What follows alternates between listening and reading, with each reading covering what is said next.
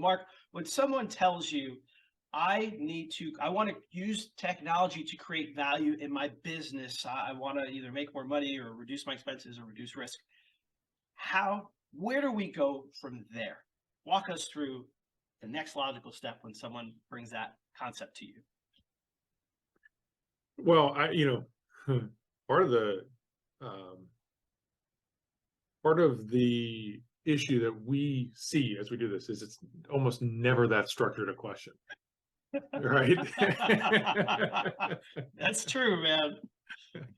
uh, it's really it's maybe 5 steps downstream when we're getting asked a question. Like, hey, how do we implement this software, or is this the right software, or should we buy this device or this hardware?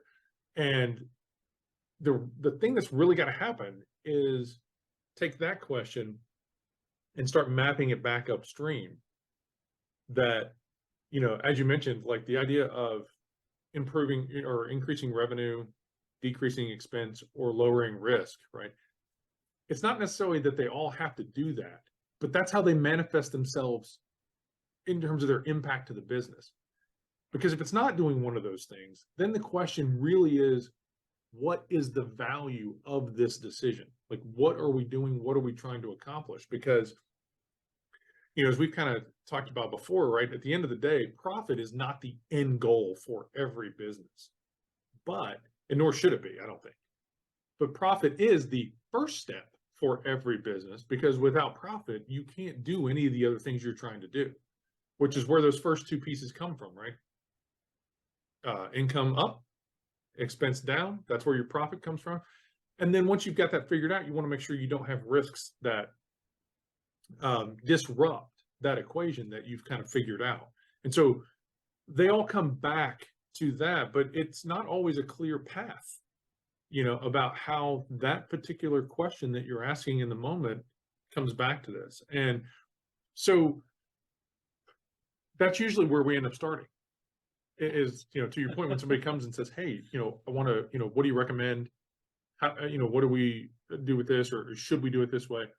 It's trying to walk them through this path that goes back to saying, okay, how's this going to impact the business? And, largely that work's not usually done. And because there's not really a structure that's been built for that to happen.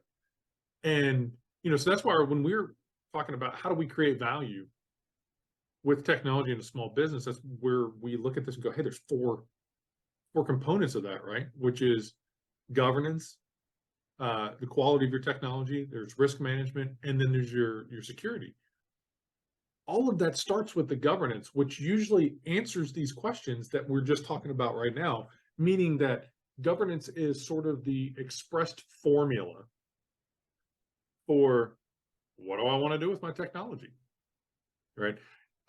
You shouldn't be defining that every moment or every small decision. Like, it shouldn't be a matter of saying, hey, we need email. What should we do, right? Or, hey, we need a new PC. What should we do? And a lot of small businesses start there because they're just working on survival, right? Mm-hmm. But there's a place where you get beyond that. And that place is not, I have 25 people and $4 million of revenue, right? That place is more like, okay, it's stable. We've got a proof of concept. There's 2 of us and we know there's going to be a check coming in next month. Like, you've got to start thinking about your governance there, because the more people, the more customers, the more revenue you add to your programs, the harder they're going to become to streamline them or standardize them down the road. And the truth is, Mark, you bring up such a good point. I remember I worked for this company. I did 2 stints at this company in my career in the power utility space. The first time I worked there, it was a very small company. I say very small. There were about 30 people, right? And things were very rudimentary. How we approach things, if something had to get done, we didn't know, you'd either go walk over to a neighbor and ask him or her for help if they'd been there for a while. There was really no documented format. People didn't really ask those questions of, what's the intent or purpose behind the task that we're going to do. Everyone simply had their head down and would just go and do it. And then after about 4 years, I returned back to that company in a leadership role, and the company had doubled in size. But what was astounding to me was that that approach still existed. And there were a lot of problems in the company because now you doubled the head count because the responsibility of that organization doubled because the footprint of that organization doubled. Even though it was a nonprofit organization, which I think was a detriment in some points because money was always coming in based on why they were in business. But one of the first things I did, and you remember this, is to say, listen, we need to create some structure on how we're going to continue to operate as a business. Because if we don't put structure and find a way to communicate how we're leveraging things like technology to create value for our customers or our stakeholders, it's going to be very painful. And people, when you think about risk, how do you retain good clients or good customers, right? Retain good employees. You've got to put them in an environment where they can thrive and be successful. And there just wasn't. So we went on a year-long journey to do that. And it was quite successful.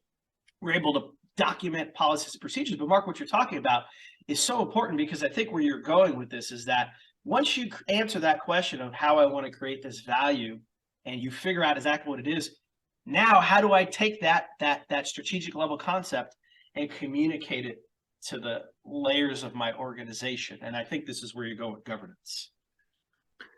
Well, yes, as a general direction, but thinking about what you were saying there, what's the number one goal or task or responsibility of leadership? It's to create, define, and articulate a vision that everyone else can contribute to. Mm-hmm. And so many small businesses start, right, with this place where they've found a problem, or they can offer a solution to solve a problem. And that's how their business gets started, right? They're the doer. And this is all, sort of these concepts that come back to like the E-Myth revisited type stuff, right? And it's, as your business grows, more people have to understand the vision. Mm-hmm. More people have to understand the direction. Again, it's called leadership. It's you leading people to a shared goal, or to a shared destination. And so if you know what that is in your mind, you're already ahead of most small business leaders. But how do you get that out in a way that you can communicate it to everybody else in your organization who's trying to support and contribute to that mission or to that destination or that journey? And that's the real purpose of governance from my perspective. So governance often gets overlooked in small businesses, I think, because they are like, man, that's a lot of overhead. It gets in the way of me doing what I really need to do. It doesn't, create enough value within my business for me to take the time that's needed. But that's also coming from the same people who are looking at their books and going, man, I'm operating at 2 or 3% profitability and not understanding where the leaky bucket or the leak in the bucket is. And it's because they have 6 people in their organization. They have 15 people in their organization. They have 40, whatever the number might be. But there's not a single vision that's been communicated for the team. Again, this is what governance is. Policies, procedures, processes, those things are not the goal in and of themselves, even though that's usually how they manifest, right? That's the evidence of your governance. That's the tangible piece that everybody can reference back to. But what comes before you can do all of that stuff is the piece we were just talking about, which is, can I articulate the vision? What are my goals? What am I trying to accomplish? And then how do we accomplish it is where the governance starts to come in. But the small businesses, typically, the struggle with governance isn't about taking the time to build a policy document or a process, whatever. It's about making the decisions that are caught or captured in those documents. And, I always ask myself this question, Mark. It seems to me, at least in my experience and us working together, people tend to do this. Small business tend to do this backwards, right? Yes. It's always out of burden. It's always out of a major It's reactive. events. Reactive is the word I'm looking for, right? It's always reactive. And so just asking you philosophically, why is this such a problem? Why is it such a problem that small businesses, they run their business on reactive? They have this great goal. They said, yeah, I want to start a business and do this. But all of a sudden, that vision somehow, I'm not going to say disintegrates, but it gets buried under all of these in the moment things I have to get done now. And the original vision of why you started the business in the first place gets buried under all these problems. Why is it that small businesses are so reactive and don't have this forefront or this thought to ask themselves the question that we did at the beginning of this podcast? It's just experience. How many conversations we have with other entrepreneurs that it's the third or fourth one, and they go, man, here's what I would do differently. That's right. And in almost in every case, what they would do differently is what we're talking about here, right? Is, some of the most common feedback for any startup is make sure you have a business plan. Well, what does a business plan do? It contributes, it's a part of the governance that you're talking about for the entire business. And again, I don't think these things have to be super formal. They don't have to be a 25-page document, right? But they do have to be something that your entire team can align with. The purpose of governance is to establish what good looks like and to then try to influence the behaviors and the decisions of your team so that they can operate with some level of autonomy that leverages their individual skills and perspectives in pursuit of a shared vision. But when you don't have that work done, when you don't have that expression that you as a leader have taken the time to do, they start to pursue their own interpretations. They start to pursue their own agendas, not in a malicious way, but simply because that's how we work as human beings. And so it's constantly realigning to, hey, here's what, and sometimes the mission or the goal or the perspective shifts, right? Mm-hmm. It needs to, because the macro that you're working in changes. But again, that's why I say it's the active role of leadership. And so I think the answer to the question is you start your business, right? And it's really this proof of concept thing.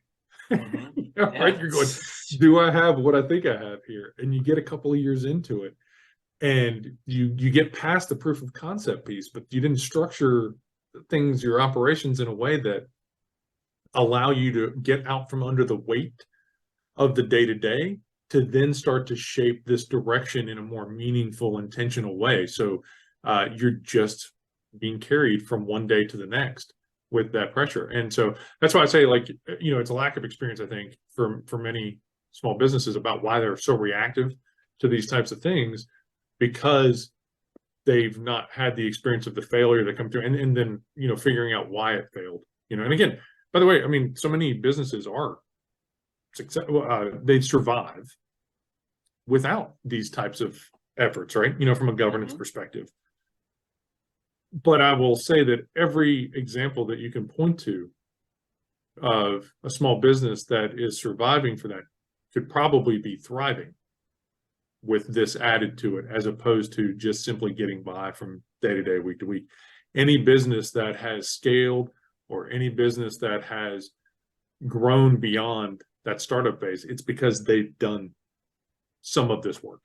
And to that point, Mark, another question that comes to mind here, because I think if I understand correctly, once you have this idea of creating this value for your business through technology, governance really is about communicating it to your organization.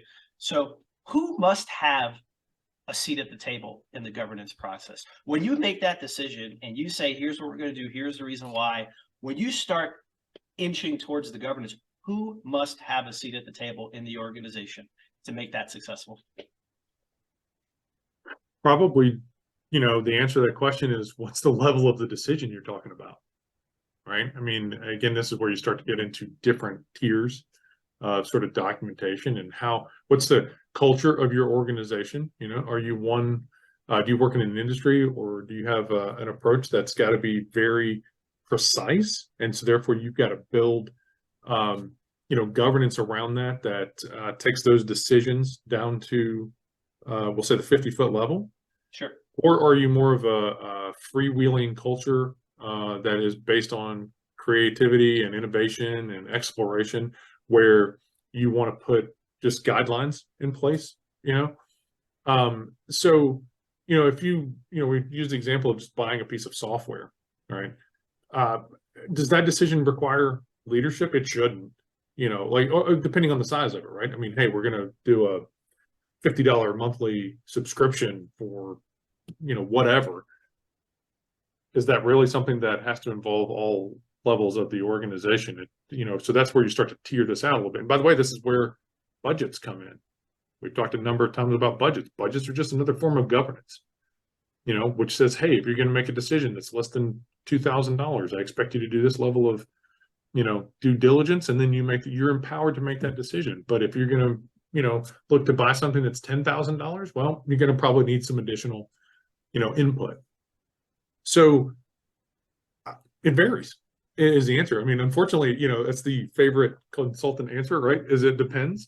But those are the things you got to be thinking about is, what level of investment you're talking about, which again comes back to your risk management, because in that case, what you're talking about is, okay, am I putting, again, $50 a month at risk, or am I putting $100,000 at risk? And who needs to be involved in those decisions? But again, going back to the leadership piece, you have to understand, what kind of industry are you in? What kind of business do you want to build? What's the culture going to look like? And then that starts to shape your governance. Does that make sense? It does. And I'm so glad you said that, because oftentimes, especially in the risk space, you and I both being risk professionals, oftentimes people put this governance risk compliance piece in a box and say it has to have, it's like a cube, right? It has to be the same way around all different sizes. And what you just described is that, no, it doesn't. Philosophically, you have to be asking yourself the right questions. And again, talking about risk, you have to ask yourself what industry. Those pieces help shape what that framework ultimately looks like. And again, I think a lot of people get caught up in the process. They get afraid, or they just think that governance is just so black and white, but it's not. It really is not black and white. It is flowing. And in some cases, I tell people it's kind of fun, right? Once you understand that vision, going back to what we said at the beginning, once you know what you want to do and you've got that vision, that purpose, you're able to communicate it. Now, this is where you really are putting tangible action steps. You're really defining the parameters of how you're going to achieve that model. And I think this is a good launch point to talk about. Yet governance is the first part, right? And kind of the question I asked you there was, well, who needs to have a seat at the table? You kind of teased on probably the next topic we'll talk on at a later time, which is the risk piece, right? Risk has a huge, huge implication on what you're going to do in your company, whether you're going to be we like to call it a risk maximizer, right? Someone who could see the profitability or see the potential for opportunity, or a risk minimizer who really wants to maintain the viability of a company, but also making sure that they're making logical decisions. But at the end of the day, governance is one of the founding principles of, once you make the decision to create that value through technology, it's absolute. And Mark, you hit it on the head. If you don't take the step to do that, this is why most small businesses struggle and they crumble. They look at their books and say, hey, I'm only operating at 2% profitability. It's because you don't have the governance in place. I don't know how else to say it right. Better than that. Well, yeah, again, governance at its core, the spirit, the essence of it, right, is just a matter of saying, here's the mechanism for, to influence users in their behaviors and their decisions to align with a desired outcome. Like, what's that desired outcome? And then how do we guide people to make those decisions and actions to get that outcome? That's all governance is. So when you start to take that concept and apply it at different levels. Again, sometimes it's a policy document because you're addressing 50 people at a conceptual level. Sometimes it's a run book because you're trying to tell a department of 4 people, here's exactly how precise you have to be, you know, and it's 22 steps, you know, click this button, file this paper, whatever. They don't all go to the same place though, and they should all be aligned. They should all flow from, again, what's our goal? And that's got to come from your leadership team, you know, so your leadership team, not necessarily in the moment, but before you can do anything else, has to be involved in your governance. The leadership team has to set the foundation, because if they haven't done that, nothing else matters. We're just making decisions based on whatever we think. And, you know, when I say we, I'm talking about users, you know, or even us as consultants, right? I can give you recommendations all day, but my recommendations are typically going to come from a biased place of what I would do. That's the point of it being a recommendation. And if I don't understand, you know, what your goals are, because you haven't articulated them, if I don't understand what you're trying to achieve because you're not quite sure what it is, it really lessens the value of anything I'm going to contribute.